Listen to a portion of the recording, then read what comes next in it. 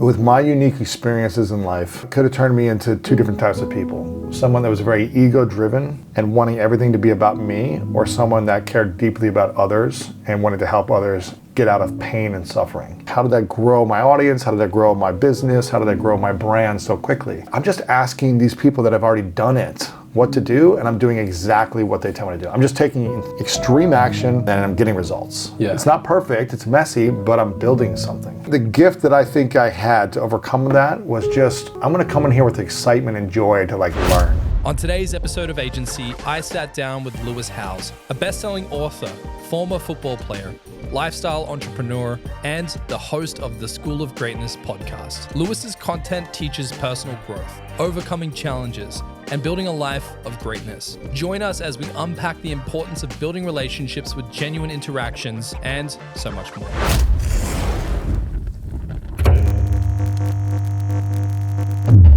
Lewis, welcome to the Agency podcast, man. Thank you so much for having us. And it's really odd being in your studio, looking at you where you sit when I'm usually watching the camera and watching your pod. Welcome to my studio, on your show. Yeah, thanks so much, man. We actually met before. We bumped into each other on a flight to Mexico. Yeah. And I remember turning around at the line when we were boarding the plane, and I saw you, and I was like, hey, Lewis. And then I realized we actually don't know each other. And it was so odd for me to do that. But you were like, oh, hey, what's up? And then we got to hang out a little bit. And then we got stuck in Mexico. And I think we made a break for it at one point. That's right. Yeah, it was fun. Good times. Maybe I'll talk about that. But man, thank you so much for being here and having us on. And I'm excited. And I've been a long-term listener since 2013.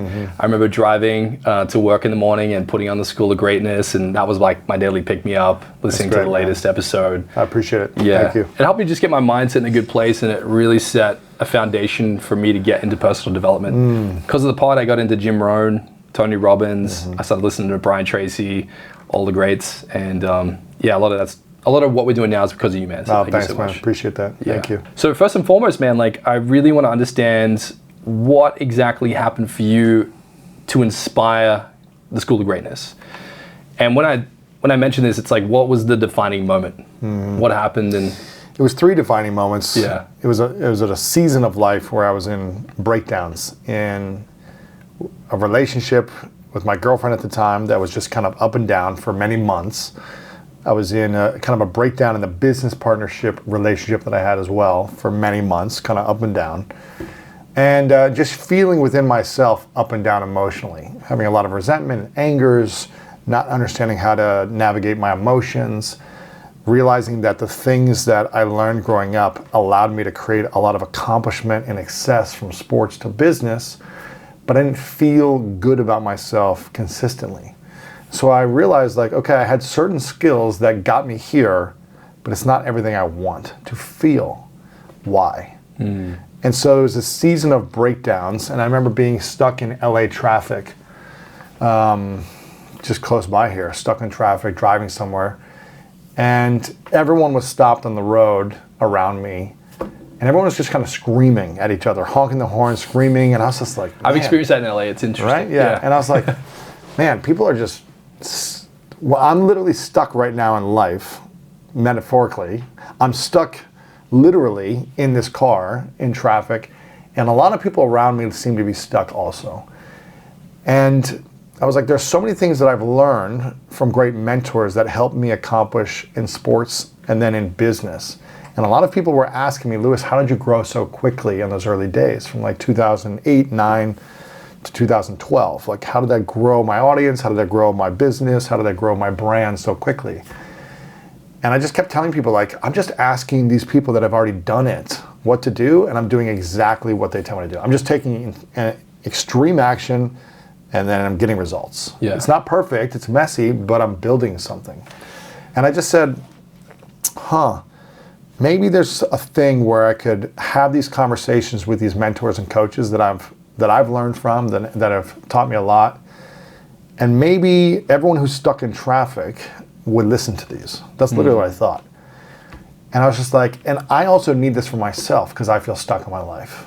Sure, I've accomplished something, but I don't feel fulfilled. I don't feel harmonious, peaceful. I don't feel like I love myself fully. I don't feel like I can navigate relationships. So there's a new level for me that I need to learn. So why don't I just start calling my friends, mentors, coaches, and seeing if I can just record interviews about stuff I'm going through and stuff I think others are going through to get unstuck. And in that car ride, I called 2 friends who had a podcast at the time. This was early days. This is before it was like even really... Exactly. This is 2013, is that what that is? Or what are we? 2013 is when you started the School of Greatness. 2024, it's 11 years, so January 2013 is when it launched. So this is 2012, about 2 months before, the end of 2012, when I called these friends in this car. And podcasting was still new. There must have been, I don't know, not even 100,000 podcasts in general, right? Maybe like 10,000 out there. It was so new, no one knew where to go to find a podcast. I don't even think Spotify was around. It was just Apple Podcast. It was on iTunes. It was kind of confusing on how to get there and I could listen to it. Joe Rogan had a show, but no one knew who that was, what the podcast was. There was a couple of tech podcasts, maybe like a news podcast, but it wasn't big at all. But I remember hearing like the cars people are making in the future are going to have podcasts built in. And I was like, oh, interesting. Okay, let me call these friends that just launched a podcast like 6 months ago. Like a few months, they just started getting into it. And I came from the social media blogging world. That's where I started going to these conferences and blogging, social media, and online marketing. So I was learning early, like, here are the trends with Instagram and YouTube and Facebook and Twitter and LinkedIn. I was learning about these sites. And so podcasting was another, it was like a sister of blogging, right? It was like a cousin of blogging. And blogging was the big thing right then. I was like, how do you kind of build the internet, right? Like email blogging. And so I was already blogging, but I was like always looking for what is going to be the next big thing that I could get in early and be a leader in. And I felt like I did that with LinkedIn. Right, I was one of the first people to write a book about LinkedIn, to kind of talk about it from an online marketing business standpoint, even though I didn't have a business or I didn't know what I was doing, but I understand how to connect with people on the platform. So I taught that. Then I was early on with online webinars. You know, back in 2009, I started doing webinars. Now everyone does webinars, right? And it started to become a thing. And I was one of the first people to write a book about webinars, webinar marketing. And I was just like, I feel like this podcasting thing is big because there's millions of people stuck in traffic all day and they're listening to radio, but what if they could listen on demand to great insights from things that could help them in their life where they feel stuck? Called 2 friends who had a podcast, just asked them, how's it going? What do you think about it? And they were like, man, we love it. You know, both of them said they loved it. And they were like, I love the connection I have with my audience and it's a different feeling than blogging. And I was like, I think I can figure this out. You know, I have no idea what I'm doing. I don't have a background in this, but I know people and I have good relationships. And I think they'd open up to me if I asked the right questions. So that's how it started. And at that time, you were involved in a business that was in the spectrum of marketing or? Online marketing, yeah. We're creating online courses, Right, okay. So you were kind of in the technology space around like social media and what was happening and the latest trends and everything else. So you were kind of reading where things were going, connected to a few people and got a sense, okay, this podcast thing is going to be huge. Because I remember at that time... Maybe it's a thing, you know. You know, who knows? But it's like, Because I remember in 2013, 2014 saying, oh, I listened to the School of Greatness podcast, and people would say to me, what's a podcast? Yeah, exactly. And I had to explain it, and they're like, well, this doesn't make sense, just listen to the radio. But here we are. Everyone listens to podcasts wherever they're going, in the gym, driving, all the rest of it. Yeah. So in that moment of transition, like, what were the first hurdles of starting the podcast that you found challenging or something you had to overcome? I think it was getting the word out. You know, I didn't have a challenge of like finding guests because I had good relationships, but that is a challenge for a lot of people. It's like, how do you get great guests? It was more of like, how do I continue to elevate myself every time I interview someone? How do I get better and make the experience or the product better every episode? And that was challenging because you could criticize and analyze every little element of what you do. From, oh, the audio quality was bad, my question was bad, I looked weird. You could analyze everything. So it was more like just how do I continue to improve and just try to get better every time if I can. That was one thing, but getting the word out because people did not care about podcasts. No one cared. No one wanted to listen. So for the first year, I remember the first year, I had 750,000 downloads total for 50 episodes, right? 52 episodes, or however many I launched that first year, because I launched at the end of January. And, you know, it's like I do that in a day now or something, right? It's like for the first year, it took all my effort and attention to promote. I was only doing one episode a week. And all I did the other days when it came out was just promote it one by one on LinkedIn, Facebook, Twitter. And I would try to find people that I thought would have an angle of where they would like this episode. So I had a lot of connections at the time. I think at that time, there was no Facebook fan pages, but I had 5,000 friends was the limit. So I would message all my friends that I thought would be interested in the guests that I had, and an angle of why they would be interested. So it was very personalized messaging and emailing to people. I did this on LinkedIn, etc. And it was all a one-to-one effort. I think you'll like this part at minute 13. Check it out. It's going to resonate with with what you're dealing with right now. And then also, can you leave a review and subscribe? It was just like one by one for a year. Wow. And it was a lot of work. How many a day do you think? I don't know. I mean, some days probably like hundreds. You know, I'd spend all day obsessing about it. Just back to back. Back to back. After message. And a lot of it was copy and paste, but then it would be like first name, like, hey, I think you'd like this, and here it is, and there's a link, you know. But that's how I built everything on LinkedIn originally. Wow. It was like one by one reaching out to people and researching them and messaging them based on who they are, not based on what I wanted. Yeah. And I think that is what allowed me to launch the podcast, launch books, launch whatever I'm launching, is the one-to-one interactions about what's in it for them, not what's in it for me. Interesting. So it's almost like you're creating your own early adopters. Yes. By one-on-one relationships. And then imagine you log in the next day, you got 300 replies. Going back and forth, right? Or some people don't reply, or some people do, or some people say, that was amazing. Yeah. It's just like following up, I think you're going to like next week too, it's with this person. Yeah. It's like, how do you retain the customer or the audience as well? Right, so you're individually marketing each person. That sounds like a lot of legwork, but the payoff you're saying is, okay, once a certain portion of these crowd are in, now you have advocates. Well, here's the thing, there was no video back then. So there was no Reels, YouTube Shorts. Audio. All audio, man. Wow. Well, there was no way to market through video. There was no video on Facebook then. Yeah. There was no video on Instagram. Yeah. There was no Reels. Yeah. No YouTube Shorts. No TikTok. None of this. Yeah. There was no video on LinkedIn. So nothing went viral except for blog posts. But you had to have a big blog post and get picked up in all the news and have all the bloggers share it, or big social media people share these things. Yeah. That was a strategy. Retweet. Please retweet this. Yeah. That was the whole marketing strategy for people back, 12 years ago. Yeah. There was no way to go viral. Maybe on YouTube, it's like if you posted a video and you got 1 million views, it was like the biggest video of the month on YouTube. It was like a big deal to get 1 million views. Yeah. I never did that. So there was no easy way to market like there is today. Yeah. Like, it's so much easier to scale faster if you understand content and you can make viral short form content today. So I didn't have the privilege of, let me come up with cool ideas and trending ideas and market it and collaborate with people. You couldn't collaborate on posts. Now you can do that, but there's millions of podcasts, millions of books, millions of things that people are, distracted by. So it's easier than ever, but it's also harder than ever to retain because there's so much content. So it's kind of like the pros and cons of it. Yeah. So then since 2013 and fast forward to today, what are some things that you've learned to adapt with your media that used to work but don't really work anymore? And what are some things you're doing now that you never imagined doing? Well, I remember, I think it was 3 years in, I was doing only audio. And I remember thinking, I feel like I needed to start filming this. I actually got an interview with Tony Robbins. And I said to myself, I have to film this. Wow. Right? So let me hire a film crew and do the whole thing. We flew out to New York. It was like a big deal for me to meet Tony for the first time.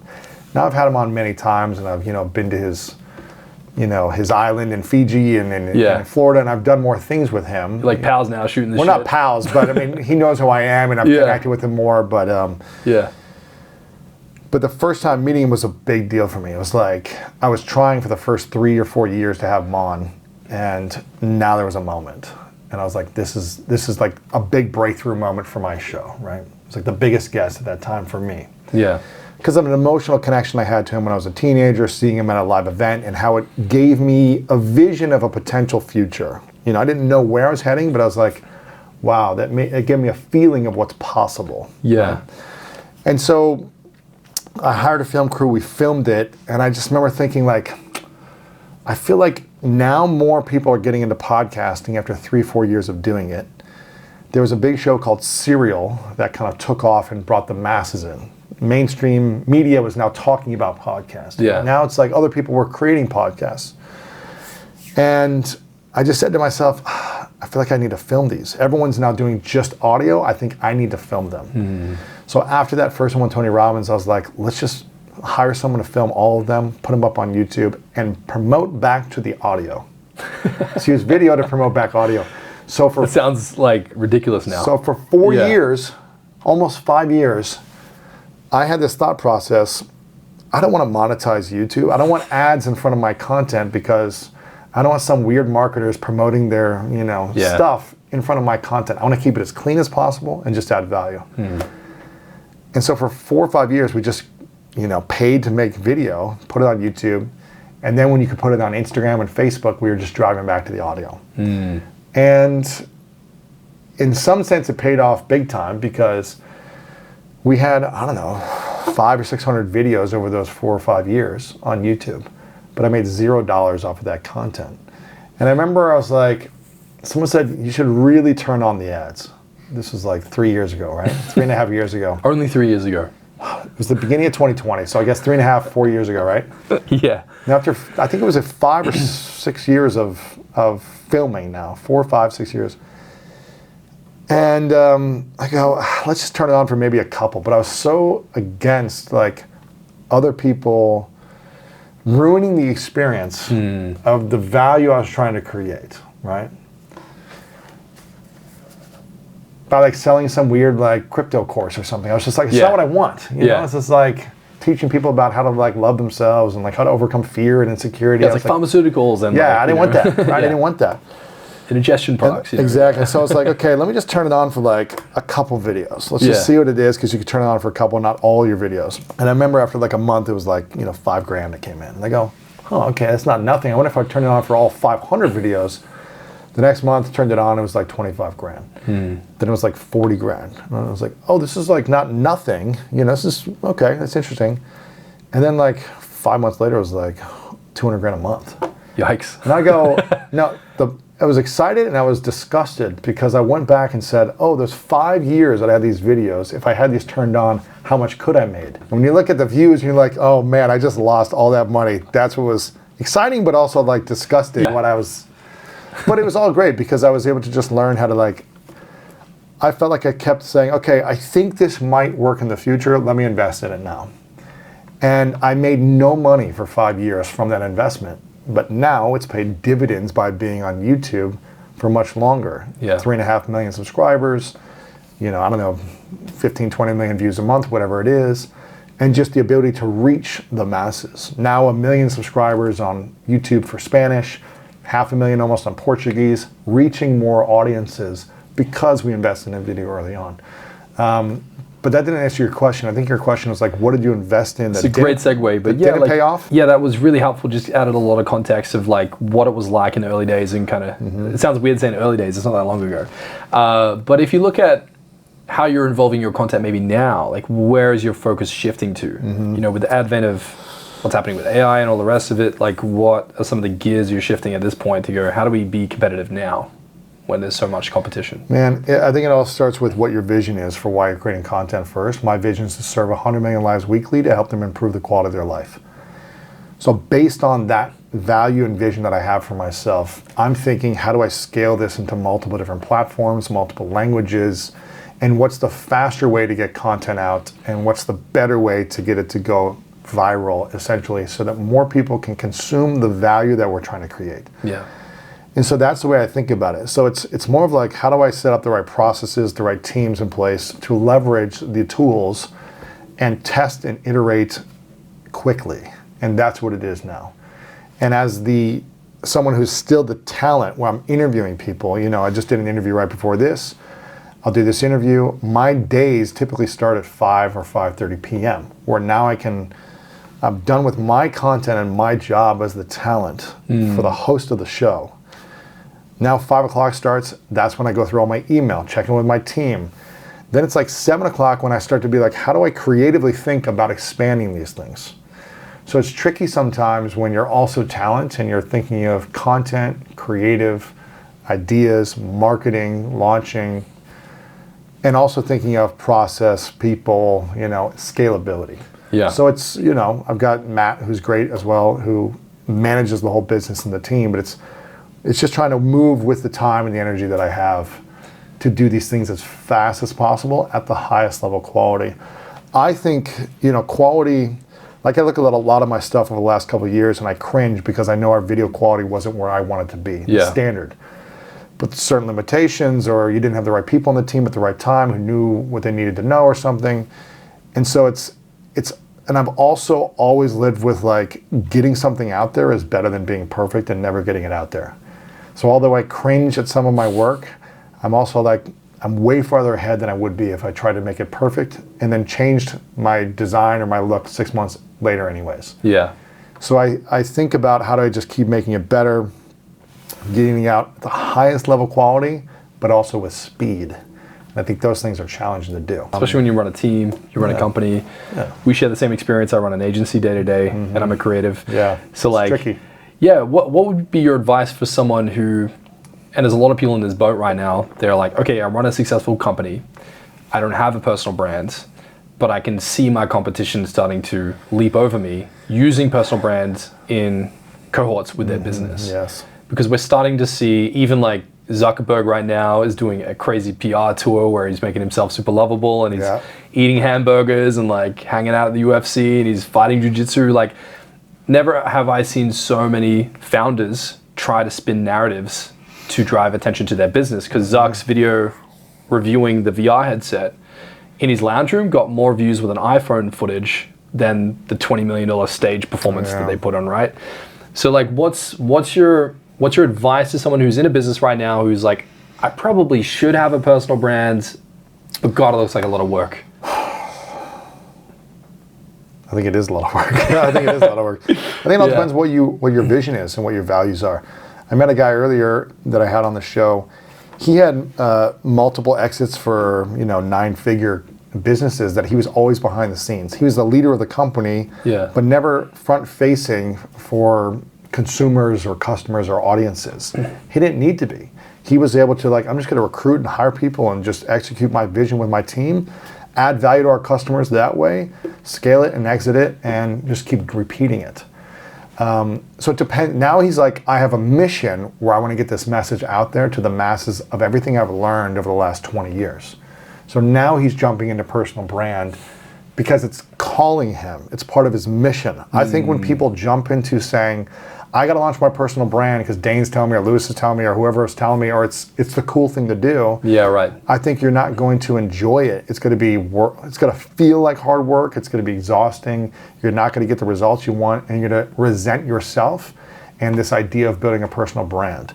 And I'm assuming you want people to fall in love with the idea of building a personal brand. But if you're doing it because you feel like you need to, not because you have a vision on the foundation of building a personal brand, then I think you'll stop creating content, or you just be like, I'm over this, I'm exhausted. Yeah. You have to love it. You have to love creative. You have to love doing it. Yeah. And I know, people that build their personal brand without doing a lot of video. Nicole LaPera, who's a psychologist and a therapist, she has built a massive following. I think it's like 10 million followers now, mostly just photos and text. Sometimes she's on video, rarely, but it's mostly photos and text. She's gotten massive book deals from it, but it doesn't have to be you in front of the camera screaming at people to build a personal brand. That's true. It can be authentically who you are and expressed in the way you are to build a personal brand. It doesn't have to be you on camera 3 videos a day. So I think it's just like, look at what you want and why you're doing it. Yeah, it has to, like an outfit has to fit your demeanor, your personality. Exactly. And I think, there's kind of two types of entrepreneurs. There's the entrepreneur who starts a business to make money, and then there's the entrepreneur who starts a business because they're obsessed about a thing. Yes. For you, what was that obsession? adding value and being of service. I think with my unique experiences in life, could have turned me into two different types of people. Someone that was very ego-driven and wanting everything to be about me, or someone that cared deeply about others and wanted to help others get out of pain and suffering. Mm-hmm. And probably in my 20s, I wanted to make it more about me. I was more competitive, I wanted to win, I wanted to be right, and I wanted to look good. And I cared what people think deeply, until I had those breakdowns in my life that I talked about at the beginning of this show. And those breakdowns forced me to turn around and look myself in the mirror and say, who are you? Who are you really, Lewis? What is it you want? Why are you this way? Why do you have these breakdowns and resentments and angers? And I kind of had a choice point. Either go in deeper and say, screw the world and everyone who hurt me. I'm going to hurt everyone back and become bigger, better, stronger than everyone. And I'm going to prove people wrong. Or I'm going to go a different way, which is, you know what? I'm going to heal. I'm going to go on the inside. I'm going to find a way to transform this pain into service. And I'm going to hopefully help others get out of that pain as well. And that's what I started to do with the School of Greatness. I remember specifically, there's no right or wrong here, but I remember specifically thinking to myself, I need to challenge my ego every step of the way. So early on, everyone was like, just do it the Lewis Howes Show. You know, you've got this little brand already in marketing and, you know, entrepreneurship, like just call it the Lewis Howes Show. And I was like, it doesn't feel right this season of my life. And I'm not saying it's bad if you call it your name, your show, or whatever it is. But I was like, it needs to be about others, not about me. And I want to point the spotlight on everyone else, not make it about me. So I came up with the School of Greatness with Lewis Howes. It's not the Lewis Howes Show shining at me. Yes, I'm the host. Yes, I'm the interviewer and the curator and the facilitator. But it's really about finding other great minds and pointing the light on them. And that was a practice. That was an intentional practice for me in my journey of transformation. And maybe one day I do have a show called My Name or whatever because of where I'm at now, but it's making sure I'm doing it from a place of service and value to others. Yeah. That's what it's been about. Like you said, it has to come from a place of heart. Like you strike me as someone who's very heart-led. Very much. Very kinesthetic, cares a lot about the people around them. Yes. And you have a phenomenal team here. Like I've spent maybe 7 or 8 hours with different people on your team, and they're all remarkable. Yeah. Like they're really invested in what you're doing. Yeah. I've not seen that anywhere. Yeah. And the first thing that struck me was like, this is a rare culture. Like I've not really had anyone speak about their boss in such an endearing way. Like you really make you only talk to the right people. You know, yeah, not everyone's going to be like that nice. You know? So if you take me back to when you had these, you know, these moments of breakdowns, and then you went on this slingshot trajectory, building the School of Greatness. Yes. I'm sure there was plenty of battles along the way. What was it like transitioning from, you know, being a high-performing athlete, potentially struggling with ego, to then transitioning into the world of business, into media? What was that like going through the motions of switching gears like that? I think the biggest challenge was I always felt like I was the youngest person in every room, and I was the least knowledgeable or experienced person in every room. And so there was some intimidation early on, because I was like, wow, here are all these leaders that I'm like reading their blogs and reading their books and seeing like videos about them. They're speaking at all these big events.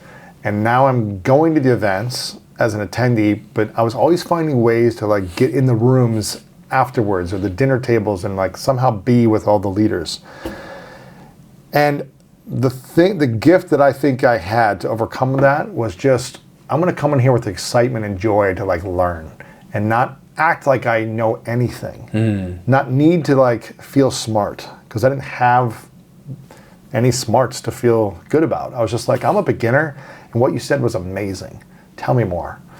And I think people liked having me around, these kind of leaders or speakers or experts, because I made everything about them. I was like, just tell me more about your life and tell me how this. And I was just curious about them. And they just wanted to hang out with me because I wasn't asking for advice. Right. I think a lot of people get turned off when they say, I need help. Can you tell me how to do X, Y, and Z? Yeah. They told me how to do X, Y, and Z, not because I asked them, but because I asked them about themselves. And through their stories, they would share with me all their advice. But it's how I connected with people early on, and I think still today, through heart, not through, I need something, help me. But, man, you're fascinating. Tell me more. Yeah. People told me everything. And they wanted me around. And at the end of the night, people would be like, you're the most interesting person I've met at this whole event. And I didn't say anything. Exactly. Yeah. So I think there was just kind of like this happy-go-lucky, like, I'm excited to be here, and man, you're fascinating, tell me more, and just like excitement about people without saying, can you help me? I'm struggling, I'm broke, I'm on my sister's couch, I don't have any skills, I have nothing to offer you, give me something. I never did that. I said, what can I contribute to you? It was all about value-driven first, value-driven conversations. Then I would always ask people that were, 10, 20, 30 years older than me with much more success, I'd just be like, you've accomplished so much success, what's your biggest challenge right now? And they would tell me after like 30, 60 minutes of them telling me their stories. They would tell me, and all I would think of is, who do I know who can solve this problem? And I was building relationships on LinkedIn and social media, and I was hosting these events around the country. And I was just meeting all these people who had skills and value. And so when they would tell me, I'm really struggling trying to find a ghostwriter, or I'm really struggling trying to find a design company or whatever, I'd be like, I got 3 great options. And I would call these people on the phone right then and say, you need to talk to this person. He's worked with so. I build the credibility, talk about the results they created, and I put them on the phone right then. Like as a 24, 25-year-old, I was doing this. And some people were like, okay, sure, I'll talk. And then they're like, all right, cool. Send me a follow-up email with this introduction. Yeah. And sometimes it worked out, and they were like so thankful, both parties. Yeah. So I became a champion, not of just one person with a problem, but another person who wanted to grow in some other way. So you become a champion of 2 different parties, and when they're linked together and there's results, they both want to help you exponentially. And I was doing that over and over again for years, just connecting the dots for people on a pain and a solution. And 2 parties benefited, and it amplified their opportunities. And that's the value I was able to create, because I didn't have any other value to give. Yeah, but where did that come from? Like, what led you to know how to do it this way? Because even right now, as you're explaining this, I'm like, that makes sense, because when people come up to me in an event and they're like, help me, I'm like, ugh. But if they're like, hey, just want to hang, I'm like, okay, cool. Like, this person's not here to take energy from me, I think a lot of it was just, again, the things I learned growing up from, I was an observer of people growing up, because I didn't have friends growing up. Matt asked me this 3 days ago when we were driving in here. He goes, did you have a best friend growing up? I go, no. And he's like, come on, you had to have someone like a neighborhood friend. I go, it wasn't until I was 11 and a half years old when a kid moved to my small town in Delaware, Ohio, from California. Casey Nelson. He moved, and he's about 4.5 years older than me. And he moved, and he didn't have any other friends. And I saw him playing basketball in the backyard, and I went by and just started playing with him. Then we became like best friends, because neither of us had friends. And so it was like, nah, I didn't really have friends. And he was like, so it's hard for him to believe that. And I go, but because I didn't, I observed people all day long. I watched people. Right. Sit alone, just be like, oh, why are they hanging out? Why are they talking to each other that way? Why is this person reacting? Why is he putting his arm around? Why did she just get mad at him? I would just watch people. Not in a creepy way, but it's just walking through the halls and just people watching. Yeah. And I would observe people's energy. And I think that's why I'm connected to people's hearts, or that's why I speak more about emotion. Even though I love mindset, I really feel like the energy inside someone's heart drives them to think a certain way. And when you can get into someone's heart, then you can really serve them better, to know what they value, what their needs are, what they value, what they appreciate. And when you appreciate someone, they typically appreciate in value, or that a relationship appreciates in value. There's a greater bond. And so I think out of survival strategies early on, by not having friends, I just learned how to listen to people, because people didn't want to talk to me because I wasn't cool. And by listening more and practicing that, I was able to understand people's needs. Not all the time, but just like I started to pick it up. So one of my greatest weaknesses became a skill set.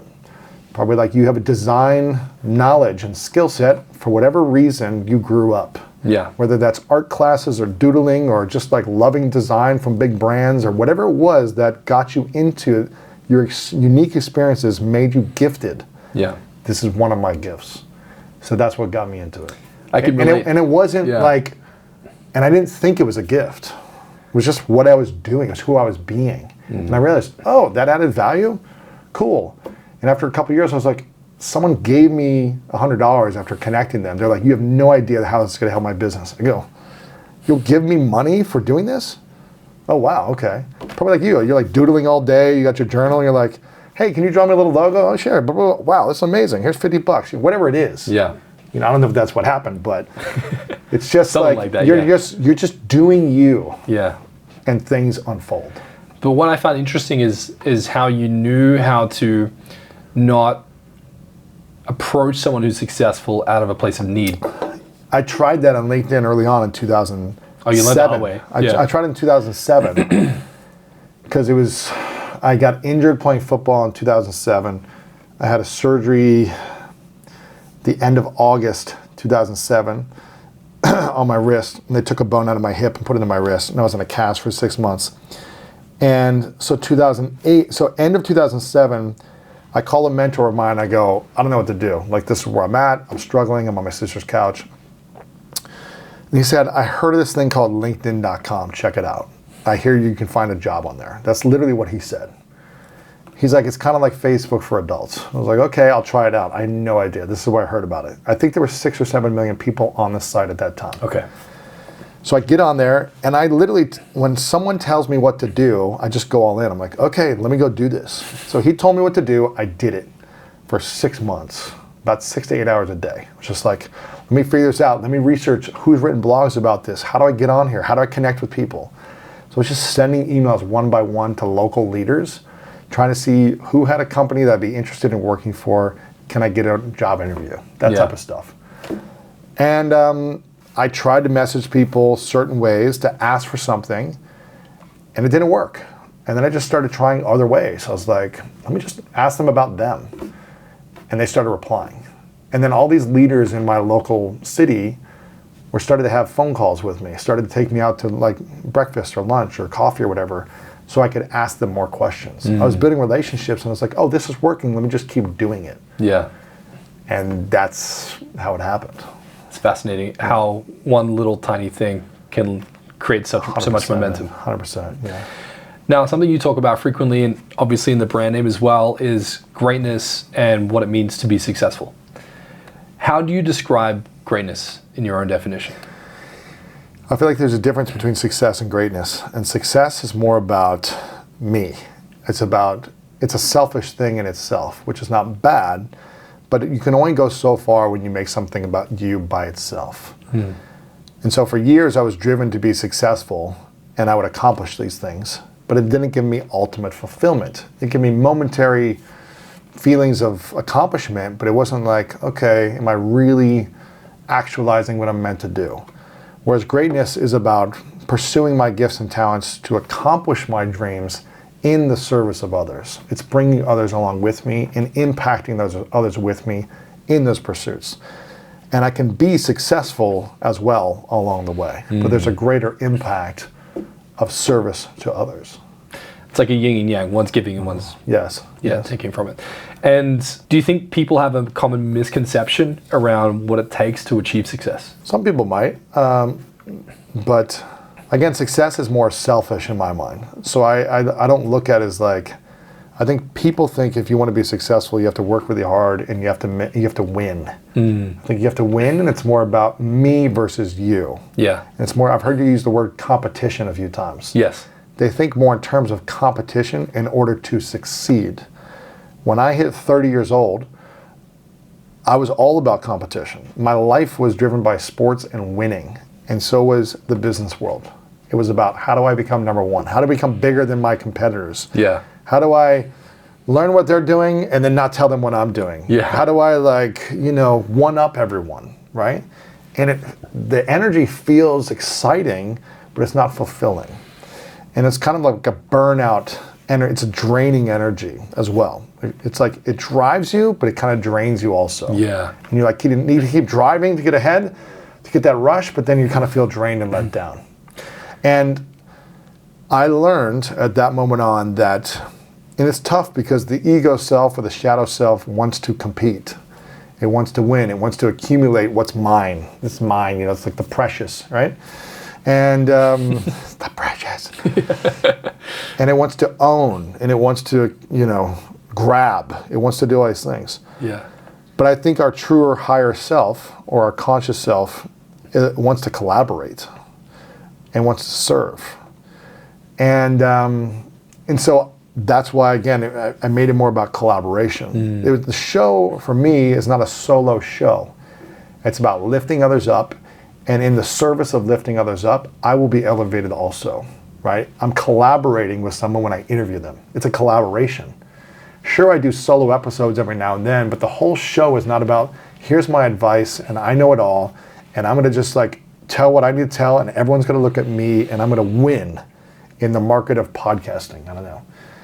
It's been always more about a collaboration. And I forget that a lot of other people don't think that way. I forget that. Yeah. A lot of people are more competitive driven, hiding resources, information. They'll build a friendship or relationship with me until they get something, and then they feel like, okay, now I can go and not talk to you anymore. It's like this more competitive energy sometimes. Yeah. And so it's just being aware of that. And I think there's no right or wrong. People are living their lives, but it's just, I want to have a more fulfilling, rewarding life. And I think collaboration is always better than competition. Do you feel like because you've realized through your own journey that there's not a necessity to try to beat everyone? That there's value in that in some ways, but it's not maybe the most valuable thing. I just think it's a losing game at the end of the day. You're trying to win at all times, you eventually will lose. You'll be number one at the top of the mountain and feel alone. Yeah. You have no one to share it with and no one to connect with on certain things. Yeah. You'll feel like I've isolated myself from the world. And I think there are people that can achieve incredible, successful things, but bring their friends, their family, their communities with them, or I'm always like, my competitors, we could do better together than against each other. Yeah. So let's just work together and help each other. And then there's enough for everyone. You can be successful, great, and I can be successful. It doesn't have to be, you need to be this much more successful than me in order for us to feel good. It's like, we can all win. Yeah. Let's support each other, if it makes sense, if there's alignment. I agree. People have different values and whatnot, but I think, for the most part, if we're all out here helping each other, we can all win together. Exactly. I don't know what it's like in Australia. Are people more collaborative or more competitive? It depends on what industry you go in. Because they don't want to see anyone succeed more than them, right? It's kind of like knock them down. Yeah, I mean, if you go into the bodybuilding space or the fitness space, it's very challenging. I would say there's probably less endorsement of others doing well than you would find in the US. Really? Yeah. People don't celebrate others and collaborate with others as much? Not as much. So Luke McChesney, who's our art director, is also a musician. And he comes to LA all the time and produces music here. And he does the same thing in Australia. And he says people in LA are collaborating a lot more. Way more collaborative. Yeah. They're like, hey, well, let's just write a great song. Yeah. Whereas in Australia, it's a bit more like, hey, this is my song. And this is what I want you to do. He was actually culturally shocked when he started working with studios here. Everyone's like, hey, let's just jam out. Big names, just big work producers. Together. Let's see if we can make something cool together. Yeah, let's jam out. There's almost less ego and more collaboration. Even from an agency perspective, working with business people in the US is a lot easier. Really? Yeah, it's a lot more open-minded, a lot more free-spirited, a lot more let's go for a reach, less risk averse, more risk averse. Open-minded. Sorry, less risk averse. Yeah, more open-minded. I think there's definitely an evolution happening in Australia where people are starting to become a bit more entrepreneurial and a bit more, the next younger generation are thinking differently. Is that because they're consuming content from Americans, or? I think we've been the underling for the US for a long time. The little brother, the little sister, whatever they do, we'll do. Whatever food they're eating, we'll kind of inspire to eat the same foods. Is it more US influenced or British influenced? Interestingly, I think in the origins of the 40s, 50s, maybe more British, we certainly around the 70s became very US centric. And I was told by my neighbor, because I live in this street that was built as like the brand district in Sydney in the 80s. He's like, oh, that street was like the Coke capital. Like everyone was high, everyone was selling branding. And I was like, what are you talking about? It was just like a different world back then. But that's when Coke landed in Australia, Pepsi landed. All the big brands from the US were like, Australia's the next market. I think now we're starting to kind of become our own thing. Yeah, it's great. Yeah, cool. We're like the teenager now. We're trying to rebel against the US. Everyone. We're doing our own thing. Yeah. Yeah, but yeah, man. So like, I think for what you've achieved here with the School of Greatness is you've had the most insane lineup of guests, and I understand that it takes momentum, it takes time, it takes a serious dedication to land there. What's your advice for someone who's trying to begin their podcast and they're trying to get a leg up amongst all these tyrants that are crushing it? You got to think about how much value can I give to this person of what they need and what they want at the right timing. Like the guest, like let me give the guest everything. value. Yes. What is the thing that if you're going for a big guest, typically I probably wouldn't do this interview, right? If I'm just being honest, I wouldn't do this interview for a show like this at this season of my life, because I've got my own content and my own stuff that I'm doing. And I rarely do any shows right now outside of my own stuff so that I can get ahead. Every hour I'm doing on someone else's show, I'm getting behind essentially on my show when I can be getting ahead. Like right now, right? And, but because you've been reaching out to my team and adding value through branding and design, strategy and concepts, and just like, hey, let's explore this and see what's going. I was like, yeah, I'm happy to do it for him. I'm happy to do it. He's a nice guy. He hasn't been weird, all these different things. I'm happy to do it. But normally at this season, I would be a no, because I don't have anything I need to promote. If I had a book coming out, I'd be more open-minded to doing more things. So a lot of it's timing. For 7 years, I reached out to The Rock's publicist every few months and was like, hey, I'd love to have him on. Nope. Love to have him on. Just like constantly. Nope. Love to have him on. 3-4 years ago, whatever. Yeah, he's got a book coming out about self-help. Now's the right time. So 7 years of following up, it was the right timing. And I was big enough and had enough value to provide to help sell the thing that he needed. Right. So a lot of it is timing and having the patience. And I know people don't have patience.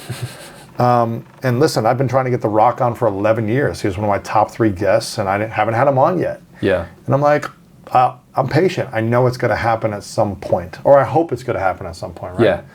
And it will happen when he sees that there's enough value at the right time for the right thing he's trying to promote, and his team sees this is perfect alignment.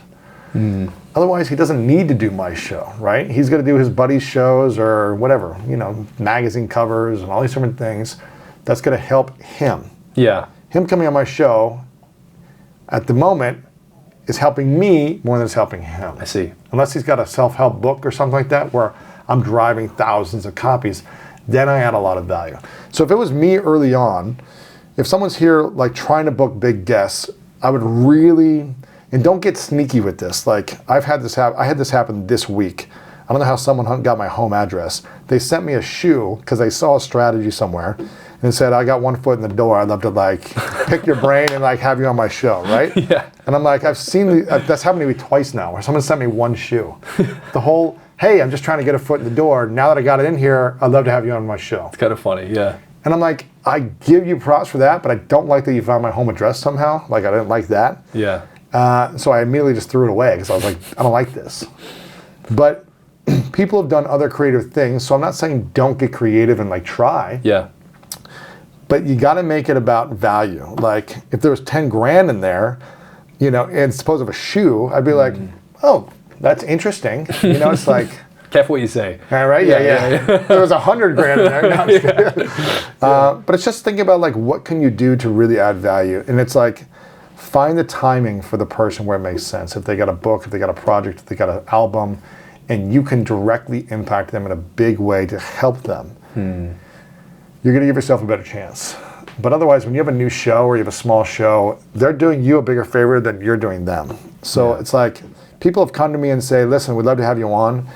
and we can get you, 3 million views for our distribution network. Our audience is small, but we have these relationships, and they've guaranteed that they will clip these up and post them out there. I'll drive you a certain amount of subscribers to your YouTube channel or your podcast, whatever it is. Like, find the thing that they care about. This is where I started with research on LinkedIn on everyone's profiles, and we go read about them and learn about them and watch their stuff online. And I'd figure out what makes people, what they care about in their heart. And I'd speak to that thing and say, hey, I know you care about this charity. I'd love to make a $5,000 donation to this charity. I did that with Matt Damon. We had Matt Damon on, and he was promoting his charity. And I said, yeah, I'll have him on, I'll promote it to a big audience, and I'll make a $5,000 donation. Can we get him on? And he said, yes. So it's just like, okay, he cared about that thing. We talked about that thing, and we talked about some other stuff, and I made a donation. And that's how I was able to get Matt Damon. So it's like, you got to find what people value and then deliver that value. So what's the most creative thing you've done to get a guest on the pod? Gosh, I don't know if I've done anything crazy. For me, I'm persistent in following up, right? I'm just like, they said no, okay, and I'll say, when can I follow up, right? Later this year, okay, I put it on my calendar and I email them again. And I think it's the consistency of follow-up that has allowed me to book a lot of the guests I want. But 3 of the people in my top 10 since day one, The Rock, Sylvester Stallone, and Jim Carrey, I've not been able to book yet. And I've just been following up with their teams, their publicists, finding different angles for 11 years. And I still haven't done it. But it doesn't make me not appreciate what I have created. Last week I had John Bon Jovi and Canelo. You know what I mean? It's like I had one of the biggest rock icons and the world's greatest, potentially, boxer of all time in the same week. And those things came just at the right timing. Bon Jovi had a docuseries that's coming out on Hulu, right? So it's like he was doing the rounds, and I found the right timing. Canelo's got a fight coming up. But I've been trying to get Canelo for 4 years. Yeah, wow. But he just doesn't do US interviews, like English interviews. Doesn't do many interviews at all. But it was just like following up with his team. And I would follow up right when he would announce a fight, 3 months before, I'd follow up his team. Hey, I know he's gonna do the rounds at some point. Like, I'm happy to promote this thing. I'll do whatever it takes. I flew for that one. I rarely fly for an interview. Rarely. Like, almost never. Yeah. I flew for Canelo. Because I was like, I want him that bad. I will do what it takes. You flew here. It's like you're doing interviews for a week out in the US. Yeah, and you're the main reason we're in LA, to be honest. Right? Yeah. So like for us, it's there's a big opportunity, and like also like I understand where you're coming from. It's all about consistency, showing up, and it's repetition. And I think so many people struggle to just be repetitive. And showing you can get consistent results. Yeah. It's like you're usually going to be talking to someone's team, a gatekeeper, a publicist, unless you somehow get in touch with them over DM or something, right? But usually you're going through a team, and you have to show them the results that you're able to get consistently. If you're a new show and you're like, I get 100 downloads on my video, why is that valuable for a guest? It's not. There's zero value for that guest. Zero. So you need to find an angle on why it's valuable. And I appreciate and acknowledge people that are like saying, hey, we'd love to make a $1,000 donation to your charity that you approve of. I appreciate, that goes farther with me, although I usually won't do it. Because it's like, I don't need it right now, because I'd rather pay the $1,000 myself and save that hour of my time. I'd rather just make my own donation and claim my time back. Yeah. But I'm like, hey, I'll say thank you, I'll reply to that, I'll appreciate, and I'll keep an eye out on them, right? I'll be like, okay, cool. I see that they're really trying to add value to me. Like, maybe when the time is right and I have a book, like, I'll slide them in for an interview if they can make it work. You know what I mean? I'm like, I'll remember that stuff. And I think that stuff does matter when it's genuinely trying to add value. You may not land that person right now, but it's like you're gonna get on the radar and they're gonna remember you 2-3 years down the line. It's powerful and it's simple. Yeah. It's straightforward. Yeah, and oftentimes it's the most obvious things that we really need to work on. Mm-hmm. Yeah. Exactly. So Lewis, for right now, what's something you're obsessed on project-wise or goal-wise over the next 12 months? For me, it's just optimizing my health. Because I think that is the foundation. You have the triangle of your design experience with people that you walk through. For me, my health is at the foundation. You look great, man. Thank you very much. Yeah. Appreciate it. Yeah, But we look like we're the same age. You know, right? A decade Exactly. on me. But for me, I feel like that is the foundation for all of my dreams and my visions to come true. Relationships, my business results, and the energy in which I have when I move through the world. So for me, it's an ongoing prevention and optimization of health and figuring out how can I not be too obsessive about it, but make it fun and enjoyable, which I have been doing, but it's just the consistency and the reps. And that it should be the main project, I think, for everyone, personally. Because from that space, you're able to create more flow in your life, more abundance, more peace and harmony. And I think, as long as I have that, I'll have the energy to be present with people, to love people fully, to be less reactive, all these different things. And I'll be able to create from a more energized place. So it's probably not the answer you wanted, but that's where I'm No, at. it's an honest answer. And I think the one thing that surprised me about you is recently in the last year. As I just ate 3 donuts that you brought Yeah, me. You know, I I'm telling you like what I want to do, but I'm like, man, you brought donuts. And I was like, I haven't had donuts in months. I was like craving these things. You guys smashed them, man. I We're know. walking around. They were big donuts, So too. good, man. You're very welcome. I think, when we met the first time at the airport and we made a break for it and you were tired of being stuck in the line or whatever, you were very courteous and kind to me. And even here when we arrived today, same thing. I've met a lot of my mentors and people I look up to recently. And when you say what you just said, I know you mean what you just said because you're very heart-led and you mean it. You Yes. care about people, and a lot of people say that. It's pretty rare. Right, yeah. So I appreciate it. Thanks. Yeah, man, genuinely mean it. Like, I think out of everyone I've met, you're the most genuinely exactly the same as what I've experienced online. I appreciate it, man. Yeah. Well, you've only met like 3 or 4 people, right? Yeah. Yeah, yeah. You haven't met enough people yet. No, I haven't met enough people, but you're great. Yeah. And I know you have an event coming up in September. Yes. So let's unpack that real quick before you. Someone of Greatness. Someone of Greatness happening in LA. You're coming. Hopefully. I'll be there. Come man. out there. 100%. Yeah, man. For me, I've been in the digital world since 2007. Well, I mean, really 2004 when I got on Facebook, right?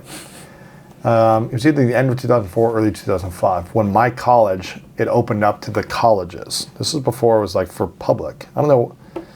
Where were you in Facebook when you got on Facebook? Do you remember?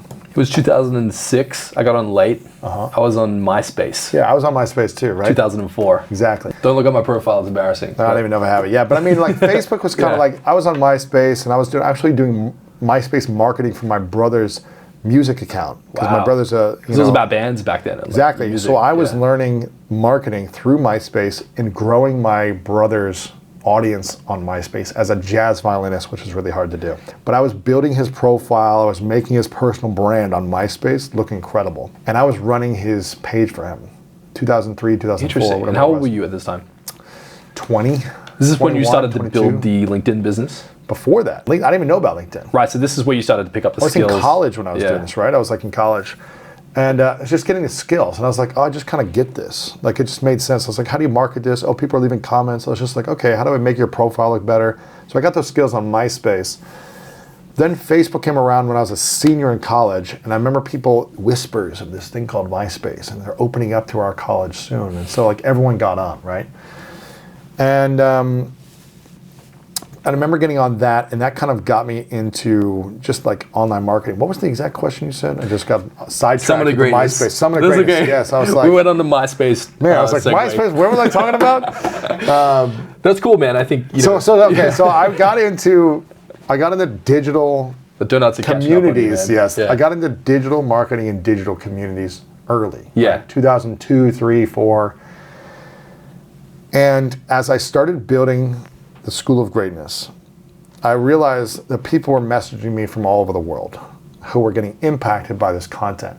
And everyone kept saying, God, I'd love to meet other people that think like me, that love this content and are growing like me from this content just like you are.